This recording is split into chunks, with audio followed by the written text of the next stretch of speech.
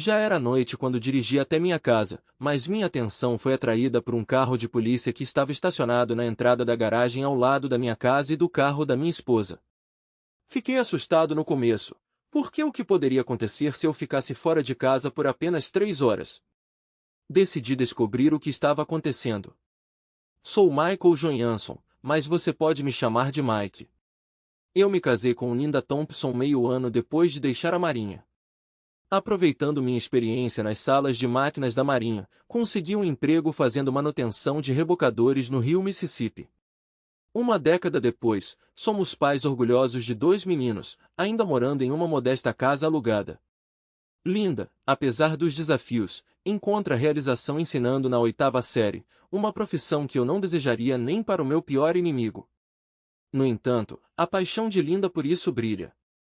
Durante o verão, ela se matriculou em uma aula de arte de escola pública na universidade para manter suas credenciais de professora.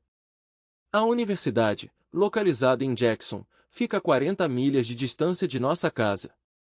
Linda não se importou com o trajeto de 50 minutos para cada lado, pois era apenas por uma duração de 6 semanas.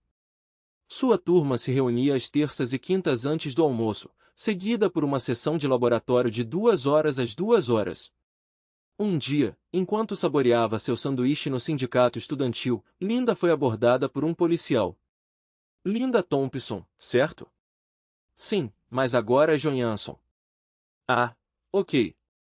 Eu me lembro de você do ensino médio. Isso foi, o quê, uns 15 anos atrás? Você era bem impressionante naquela época. E devo dizer, você não mudou nem um pouco. Bem, obrigado, embora eu possa questionar sua visão. Claro que me lembro de você. Frank Bowman, certo? Você costumava jogar futebol e sair com Roger Millsap. Se importa se eu almoçar com você? Você também é aluno aqui? Sim, sou. Estou fazendo uma aula durante a sessão de verão. Vejo que você é policial em Vicksburg. É onde moramos também. E então o encontro inesperado aconteceu. Era Natal e, como tínhamos feito na última década do nosso casamento, estávamos na casa da família de Linda em Vaudeville, Louisiana. Todo ano, o Papai Noel fazia sua visita à casa da vovó para nossos 2 filhos, de 7 e 2 anos. Mas ele também fazia uma parada em nossa casa, então nossos meninos estavam ansiosos para voltar para casa depois do feriado. Todos os presentes significativos, como bicicletas, os aguardavam lá. Neste dia de Natal em particular, Linda parecia absorta em conversas sussurradas com suas irmãs, Brenda e Shirley. Eu não conseguia me livrar da sensação de estar sendo examinada com olhares estranhos, e elas rapidamente desviavam os olhos quando encontravam os meus. O olhar de desaprovação da minha sogra não era nenhuma novidade. Ela deixou evidente sua falta de afeição por mim desde o dia em que pedi sua filha em casamento. Depois do jantar, o irmão mais velho da minha esposa, Lenny, sugeriu que relaxássemos um pouco na varanda dos fundos. Ele me entregou uma cerveja e disse que deveríamos conversar. Mike, Linda tem dito às irmãs que você tem bebido excessivamente e abusado dela fisicamente. Isso é verdade? Lenny, eu não toco em álcool desde meus dias da Marinha, e nunca encostei a mão em Linda. E era verdade. Eu nunca faria isso. De onde ela tira essas ideias? Não tenho certeza. Nunca pensei que você fosse capaz dessas coisas, mas fique atento. Algo não está certo, e eu não entendo por que ela está se comportando assim. Eu me lembro de quando ela estava no ensino médio, ela queria terminar com Roger Millsap para ir ao baile com Pat Franklin, o quarterback. Para não parecer mal, ela inventou histórias sobre Roger, alegando que ele a estava traindo. Quando ela terminou, nenhuma garota se aproximava de Roger. Lenny, estou perdida. Não sei de onde isso vem ou para onde vai. Depois disso, mudamos para a conversa sobre futebol, discutindo nossas escolhas para o Super Bowl, e terminamos nossas cervejas. O dia seguinte ao Natal é conhecido como Boxing Day por razões desconhecidas, e ao meio-dia nos despedimos, tiramos fotos com todos e tiramos nossas próprias fotos também, antes de embarcar em nossa jornada de 2 horas para casa. Não houve muita conversa entre nós. Os meninos estavam alegremente ocupados com seus novos brinquedos no banco de trás. Eu não mencionei o que o irmão dela mencionou, e ela nunca discutiu o que disse às irmãs. No final da tarde, chegamos em casa. Descarreguei o carro, e os meninos correram para dentro para ver o que o Papai Noel tinha deixado para eles. Nosso jantar consistiu em sanduíches de peru e outras sobras da nossa ceia de Natal na casa da mãe dela. Depois de mais algumas horas de brincadeira, os meninos relutantemente foram para a cama. Foi depois que as crianças dormiram que ela soltou a bomba. Mike, precisamos conversar. Eu estava sentada à mesa da cozinha, mas suspeitei que não haveria muita conversa. Quero que você vá embora. Você precisa se mudar hoje à noite.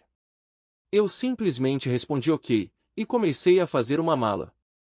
Talvez eu devesse ter protestado mais, exigido uma explicação, mas me senti perdido. Às 9 horas eu estava fora de casa. Arrumei o que pude em algumas mochilas, pegando o que julguei necessário e deixando para trás o que eu poderia dispensar. Saí sem me despedir, expressar qualquer sentimento ou dizer uma palavra. Não posso dizer que me senti chateado ou surpreso. Não havia essa sensação de vazio no meu peito ou que minha vida tinha chegado ao fim. Talvez esses sentimentos me atingissem mais tarde, mas naquele momento eu estava apenas perplexo. Imaginei que se eu desse a ela algum espaço, ela poderia mudar de ideia em 1 ou 2 dias. Fui para o Royal Arms Motel na saída da rodovia e reservei um quarto para a noite. Não registrei muito então, mas notei um carro da polícia da cidade patrulhando lentamente o estacionamento atrás do meu caminhão. Depois de levar minhas malas para o quarto, examinei a realidade da minha situação. 4 paredes, um banheiro, uma cama e uma TV barata. Decidi pegar umas cervejas e uns salgadinhos no eu não tinha planejado passar pela casa, na minha mente eu tinha ido embora e não tinha intenção de voltar. No entanto, lá estava eu na minha caminhonete, dando uma volta e admirando as luzes de Natal, até que me vi na frente da nossa casa, agora a dela. Foi quando notei o carro da polícia estacionado na entrada da garagem. Minha preocupação imediata era se algo estava errado e se Linda e as crianças estavam seguras.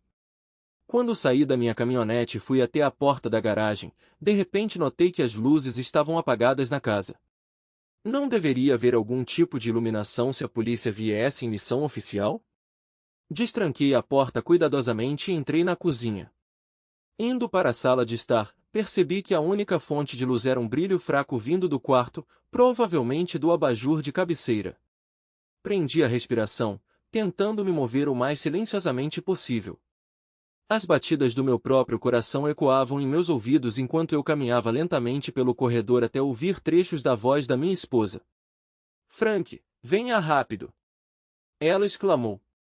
Ocorreu-me que nos 10 anos do nosso casamento, ela nunca tinha falado comigo dessa maneira durante nossa intimidade. Ela sempre foi mais passiva, apenas ficava deitada ali e aceitava o que estava acontecendo. Quando olhei por trás da porta do quarto entreaberta, vi as costas largas de um policial corpulento que estava com minha esposa. De repente, a clareza surgiu em mim. Bem, não está completamente claro, mas pelo menos entendi por que ela insistiu que eu saísse de casa. Ela me tratou como uma criança pequena cujos pais pedem para ele sair de repente para uma caminhada para que seus pais possam fazer coisas importantes. Percebi que eu era seu último Roger Millsap. Ela inventou mentiras sobre mim só para me trocar por seu novo amante. Eu não estava mais indiferente.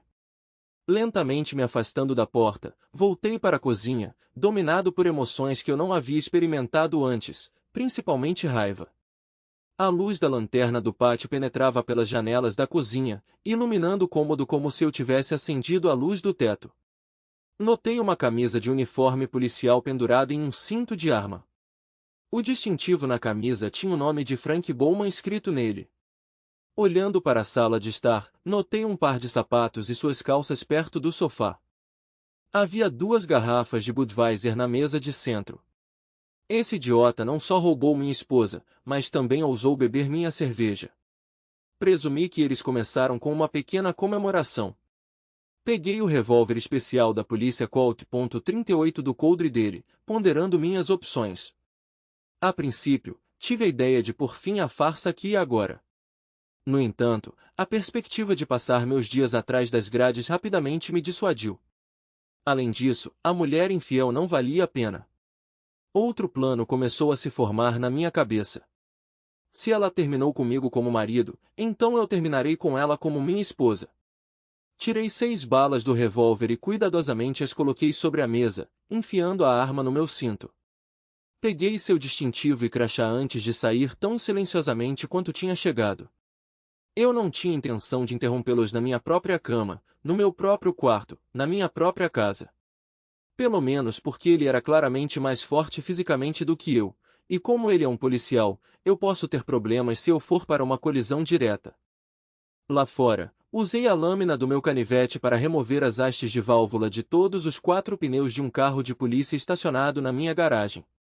Como um toque adicional, fiz o mesmo com o carro da minha esposa, jogando as hastes no gramado. Boa sorte em encontrá-los no escuro, babaca. Não pude deixar de aproveitar a ideia de como ele explicaria essa situação ao sargento. Dirigi direto para a casa de Jimmy em Columbia Hills. Jimmy Ankins e eu temos uma longa história, desde os nossos dias jogando no mesmo time de beisebol quando éramos crianças. Enquanto Jimmy seguia carreira em direito, acabei me tornando um mecânico de diesel. Apesar do horário tardio, perto das 2 da manhã, Jimmy me recebeu em sua cozinha, preparou um café e ouviu atentamente enquanto eu contava toda a situação. Jimmy, estou saindo da cidade pedindo o divórcio de Linda. Quaisquer bens que haja, ela pode ficar com eles, embora não haja muito o que falar. A casa é alugada e o carro tem mais de 10 anos. Na verdade, minha coleta está mais perto dos 20. Estamos vivendo de salário em salário, sem economias, sem 401k, sem investimentos, sem propriedade e sem herança. Assim que eu conseguir um novo emprego, enviarei a Linda $1.000 por mês para pensão alimentícia, mas não pagarei pensão alimentícia. Linda é professora e consegue se sustentar. Na verdade, ela ganha mais do que eu. Jimmy pegou alguns papéis em seu escritório em casa, incluindo uma procuração, para eu assinar. Enquanto me preparava para sair, entreguei um pacote a Jimmy. Talvez você queira devolvê-lo ao departamento de polícia, ou talvez passá-lo ao chefe de polícia ou a um juiz. O pacote continha a arma e o distintivo de Deadwood. Antes de me casar com Linda, passei 4 anos servindo na Marinha. Eu esperava explorar o mundo, mas minha experiência girava principalmente em torno da sala de máquinas de um navio de reabastecimento de frota. Essencialmente um navio de carga encarregado de reabastecer navios no mar. Foi lá que aprimorei meu conhecimento sobre motores a diesel marítimos, aprendendo com a habilidosa tripulação da Marinha Mercante. Após minha passagem pela Marinha, fiz a transição para um trabalho de manutenção de rebocadores ao longo do rio Mississippi, estacionado em Vicksburg e Natchez, onde estive na última década. Agora, me vejo deixando para trás minha esposa infiel e zarpando para o porto de Houston. Embora me doa separar-me dos meus filhos, não consigo mais suportar a vida com a mãe deles.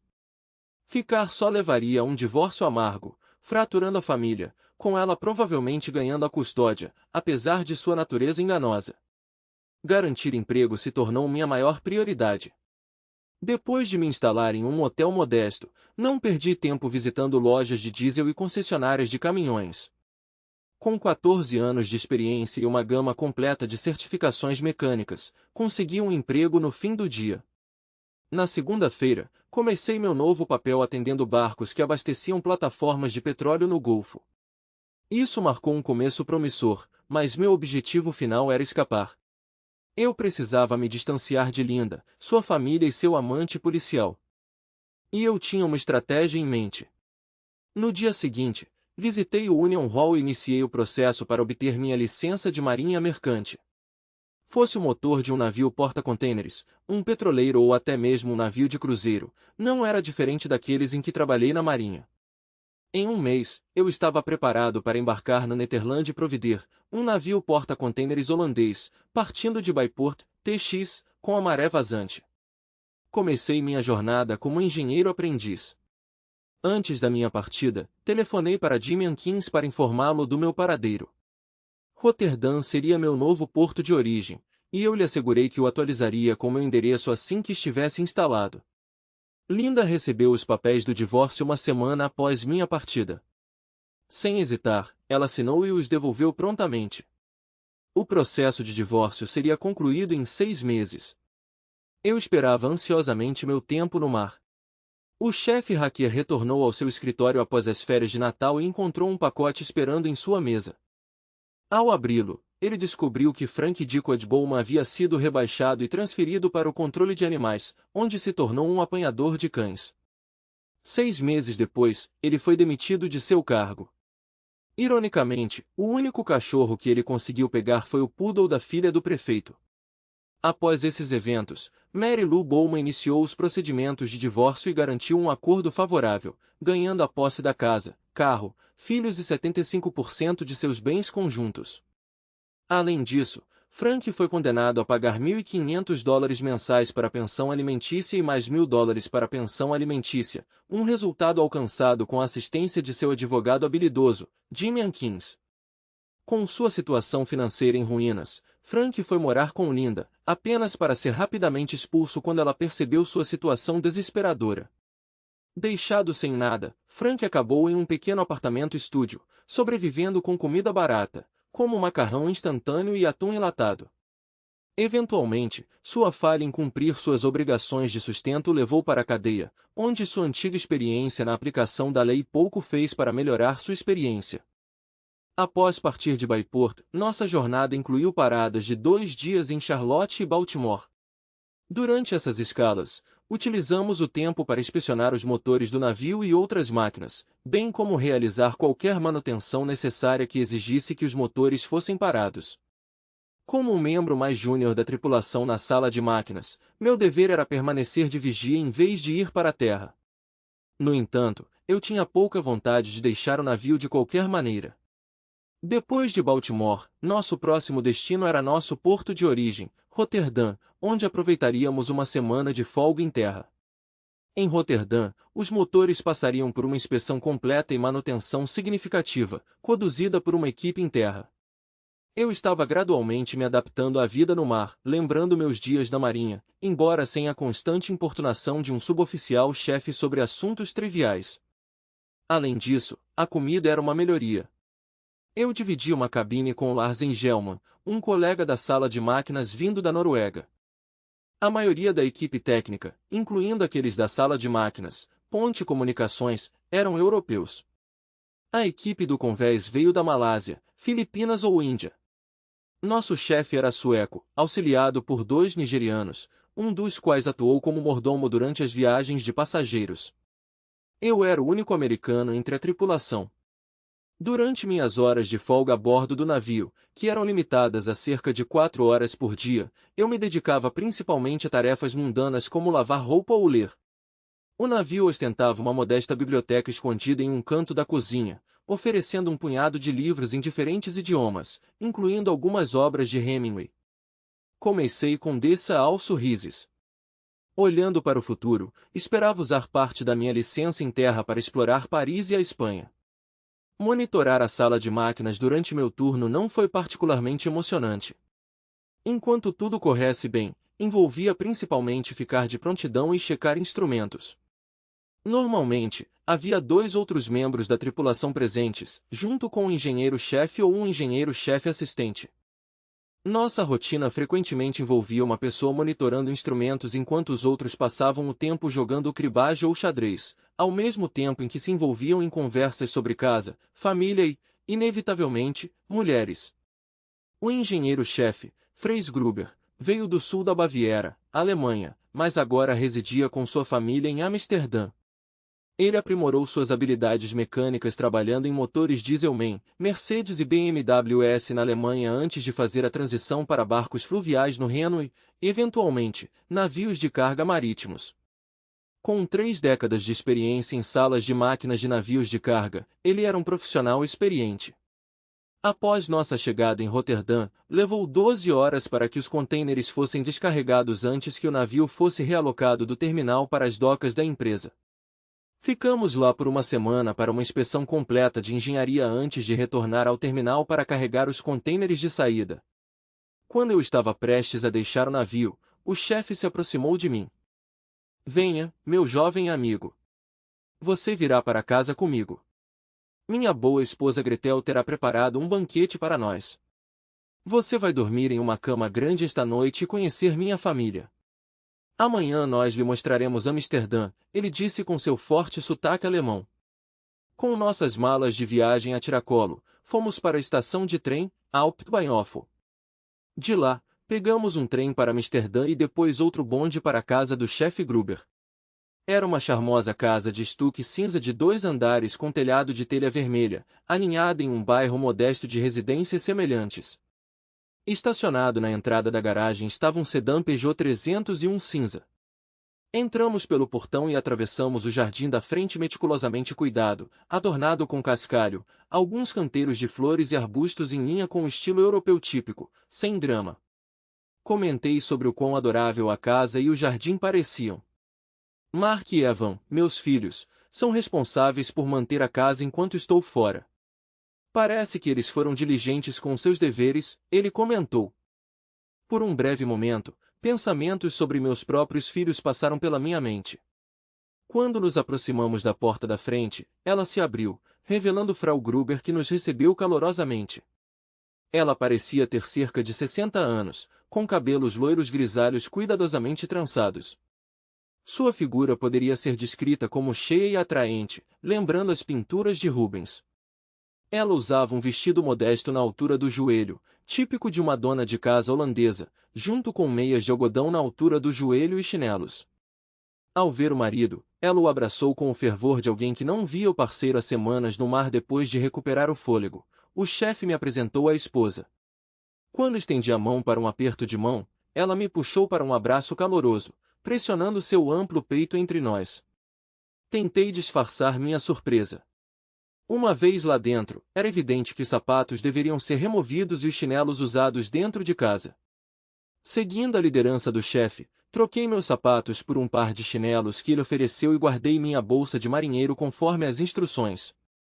De volta à sala de estar, o chefe me entregou uma Heineken enquanto esperávamos pelo jantar. Apesar de nossa tentativa de evitar conversas de trabalho fora do navio, elas se infiltraram em nossa conversa, sendo o ponto em comum que compartilhávamos. O chefe compartilhou histórias de sua criação pós-guerra na Alemanha, relembrando as privações persistentes dos anos 50 e como ele se lançou ao mar assim que pôde. O jantar consistiu em uma deliciosa variedade de pratos tradicionais holandeses, uma saída bem-vinda das refeições a bordo. Juntando-se a nós estavam os irmãos Gruber, Mark, de 19 anos, e Evan, de 18 anos.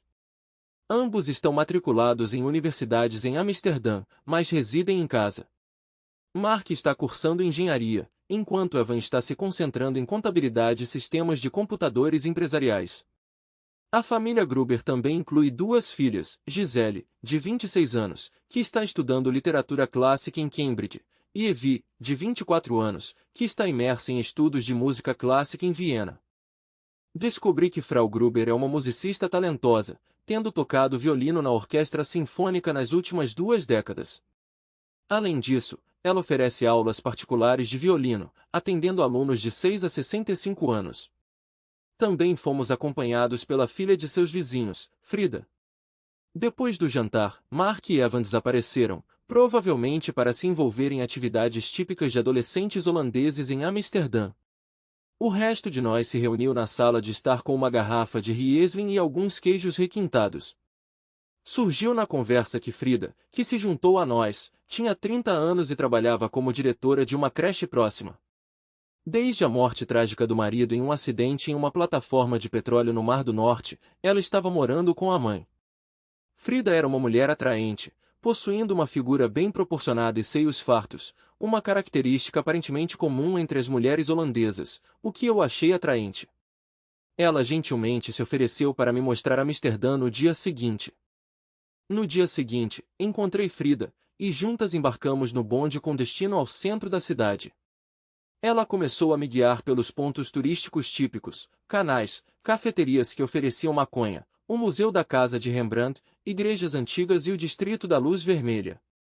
Embora tudo fosse bem intrigante, alguns lugares mais do que outros, meu principal prazer vinha do tempo gasto na companhia de Frida. Passear por um canal adornado com árvores de mãos dadas era o ponto alto do dia. Ao retornar ao seu bairro de bonde, ela propôs uma visita ao pub local para tomar uma cerveja e jantar. Acabamos absortos em uma conversa por várias horas, aprofundando-nos mais na vida um do outro. Eu a acompanhei de volta para casa e saboreei um terno beijo de boa noite em sua porta. Ao chegar de volta à residência do chefe, todos já tinham se recolhido para a noite. No dia seguinte, Frida estava ocupada com o trabalho, então decidi explorar por conta própria. Passei a tarde no zoológico e depois segui em direção à universidade, onde encontraria Mark e Evan. Nosso plano era pegar algumas cervejas e visitar alguns dos lugares noturnos favoritos deles. Enquanto eu caminhava, ouvi uma voz de mulher gritar: "Olá, marinheiro! Por que você não vem me ver?" Olhei ao redor e a vi parada em uma janela iluminada por uma luz vermelha. Ela estava vestida com um sutiã, calcinha e uma camisola transparente Baby Doll. Pensei comigo mesma, por que não? Eu tinha acabado de receber o pagamento antes de sair do navio e tinha muitos euros no bolso. Então me entreguei a uma hora com uma prostituta holandesa.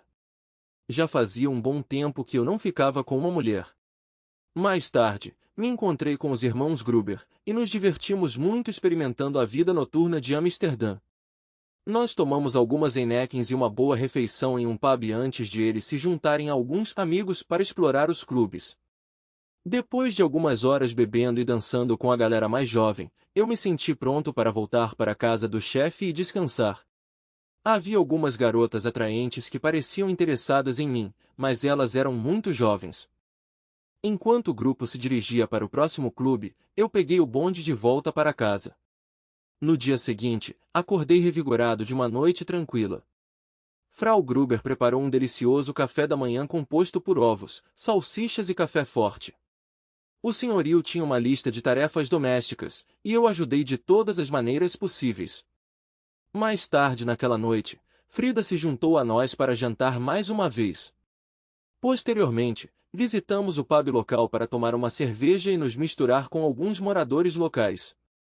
Frida era bem conhecida por todos, e minha presença foi bem-vinda, pois eu estava com ela. Eu a acompanhei até em casa, e ela me convidou para entrar e tomar uma bebida. Enquanto estávamos sentados no sofá apreciando os sinapes de pêssego, alcancei um novo nível de intimidade antes de decidirmos que era hora de partir. Naquela noite, enquanto eu adormecia, ela ocupou meus sonhos. Na noite seguinte, Frida me convidou para jantar em sua casa. Como sua mãe tinha ido visitar sua irmã, éramos só nós duas. Frida preparou um prato tradicional holandês que, apesar do gosto, eu não conseguia identificar direito. Depois do jantar, nos acomodamos no sofá, tomando sinapes e nos beijando. Dessa vez, isso nos levou ao quarto dela. Freud era a personificação das formas ideais. Ela participou entusiasticamente da nossa intimidade. Na manhã seguinte, acordei me sentindo completamente satisfeito. Nós apreciamos um típico café da manhã holandês com café forte antes de voltar para a cama. Fomos ao pub para jantar e depois voltamos para a cama de Frida. Depois de passar 2 noites com Frida, eu precisava me recuperar no navio. 8 semanas depois, quando atracamos em Roterdã novamente, o chefe Gruber e eu pegamos o trem de volta para Amsterdã. Dessa vez, ele foi para a casa dele e eu fui para a casa da Frida. Passei uma semana na cama dela antes de voltar para o mar por 2 anos, eu circunnaveguei o globo a cada 8 semanas. Nem sempre foi tão monótono quanto parece. Houve tempestades tumultuadas e mares agitados, furacões cortando o Atlântico e tufões devastando o Pacífico, mantendo a equipe do convés incansavelmente garantindo a segurança dos contêineres de carga. Durante um ciclone no Oceano Índico, perdemos tragicamente um contêiner da pilha imponente.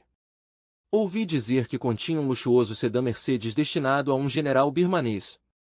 No meio do caminho através do Atlântico, tivemos uma queda total de energia, mais tarde atribuída a combustível contaminado.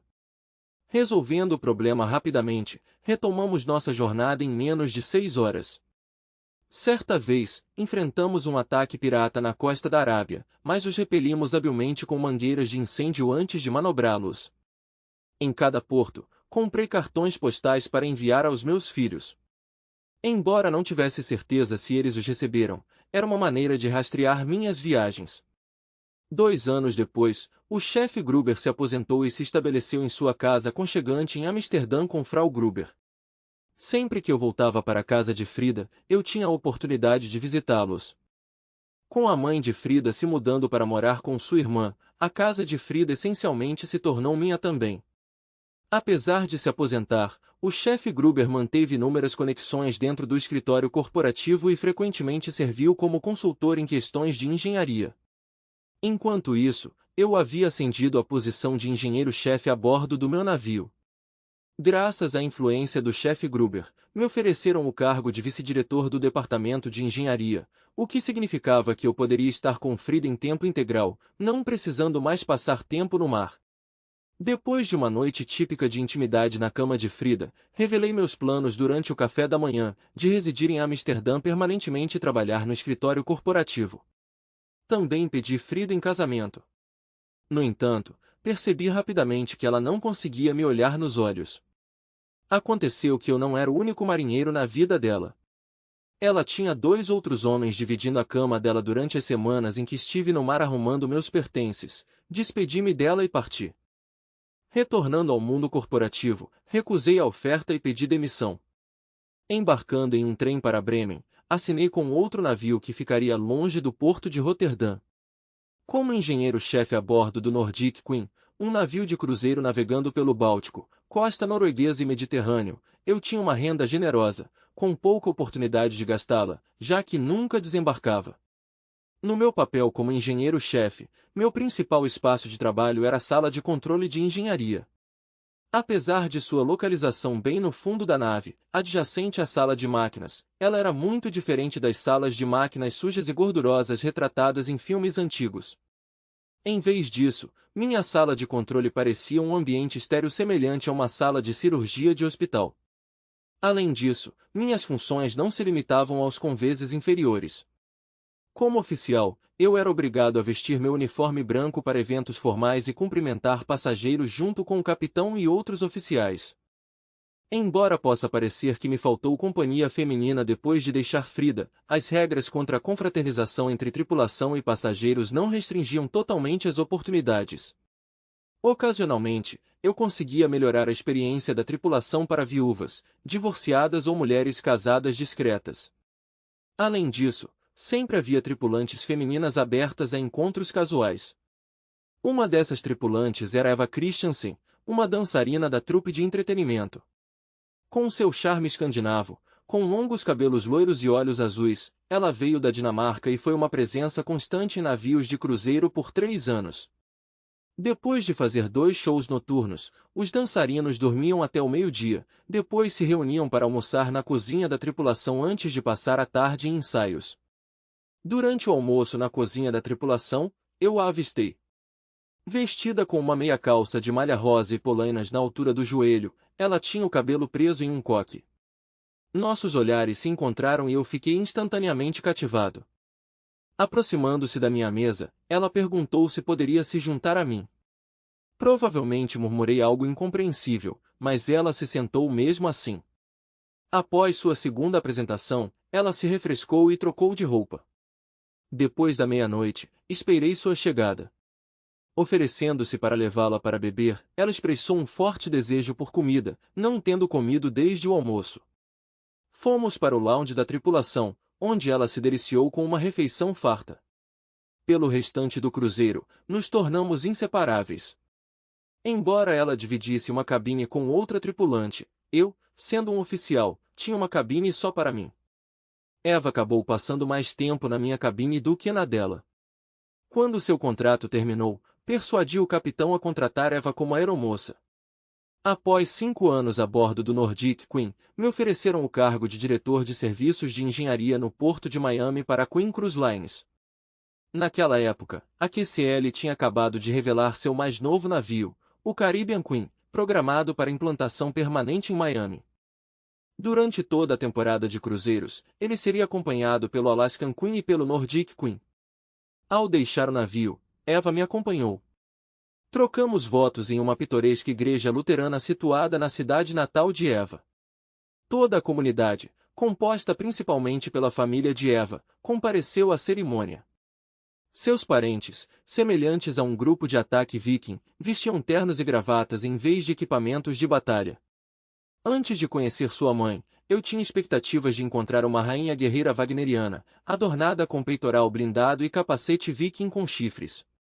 Para minha alegria, descobri uma versão mais madura de Eva.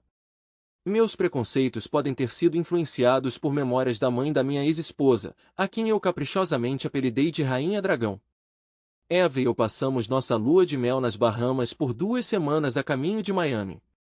9 meses depois, nossa filha veio ao mundo. Na minha nova função, tenho a tarefa de fazer a ligação com capitães e engenheiros-chefes dos navios de cruzeiro da nossa empresa que atracam em Miami para reabastecimento. Cada navio me envia uma lista de engenharia um dia antes da atracação, e eu garanto que eles tenham as peças e técnicos de serviço necessários para reparos e manutenção antes da partida. Às vezes, os navios têm apenas um tempo de retorno de 12 horas antes de zarparem novamente. Nesses casos, as equipes de reparo ainda podem estar a bordo durante a partida.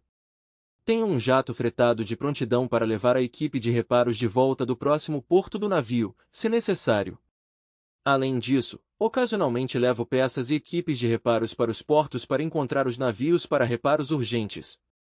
Durante as temporadas de pico, além de gerenciar os 3 navios QCL no Caribe partindo de Miami, também oferecemos suporte a outros navios de cruzeiro em Miami e Fort Lauderdale por meio de contratos. Eu até mesmo enviei equipes de reparo para reparos de emergência em navios da Carnival ou da Norwegian Cruise Line quando necessário. É um acordo mutuamente benéfico. Nós os ajudamos, e eles nos ajudam. Já faz mais de 12 anos desde que deixei Linda e meus filhos em Vicksburgo. Fiquei atualizado sobre suas vidas por meio de Jimmy, meu advogado, garantindo que eles recebam pagamentos mensais de pensão alimentícia. Bob está se aproximando dos 20 e frequenta Old Miss como um estudante de pré-medicina. Georgie, com quase 15 anos, é apaixonada por computadores e robótica, aspirando ser engenheira. Ao me mudar para Miami, compartilhei meu número de telefone com Bob por meio de Jimmy, convidando-o a entrar em contato. Depois de algumas conversas telefônicas, sugeri visitar Bob na Old Miss, o que me levou a me reconectar com George também. Nosso vínculo começou a se fortalecer. Para o fim de semana de boas-vindas, viajei para Oxford. George informou a mãe que passaria o fim de semana com Bob, omitindo minha presença. Ver meus filhos pela primeira vez desde Natal, 12 anos antes, foi emocionante. Eles revelaram que adoravam os cartões postais que eu lhes enviava das minhas viagens ao redor do mundo. Meus filhos me informaram que Linda namorou algumas pessoas depois do nosso divórcio, e, eventualmente, ela se casou com Ralph Oglesby, que era o treinador de futebol americano do ensino médio. No entanto, meus meninos não o aprovavam. Ele era bem rigoroso com eles. Linda acabou se divorciando dele depois de 5 anos ao descobrir que ele estava tendo um caso com a treinadora de basquete das meninas. Agora Linda é a diretora da escola de ensino fundamental. Eu me ofereci para cobrir as despesas deles se quisessem me visitar em Miami. Eles aceitaram ansiosamente a oportunidade de vir para o sul da Flórida nas férias de primavera. Meu apartamento fica a algumas quadras da praia em South Beach, onde universitárias de biquíni serão abundantes. Enquanto eu esperava ansiosamente a chegada dos meus filhos, a campainha tocou. Para minha surpresa, quando abri a porta, me vi cara a cara com minha ex-esposa, Linda. Atrás dela estavam George e Bob, parecendo um tanto envergonhados. Estava claro que essa reunião não foi ideia deles. Depois de 12 anos de silêncio, me dirigi à minha ex-esposa, que havia me traído. Olá, Linda. Esta é uma visita bem inesperada. Por favor, entre. Permita-me apresentar a vocês minha esposa, Eva, e nossa filha, Ana. Nada mal para alguém que não tinha a mínima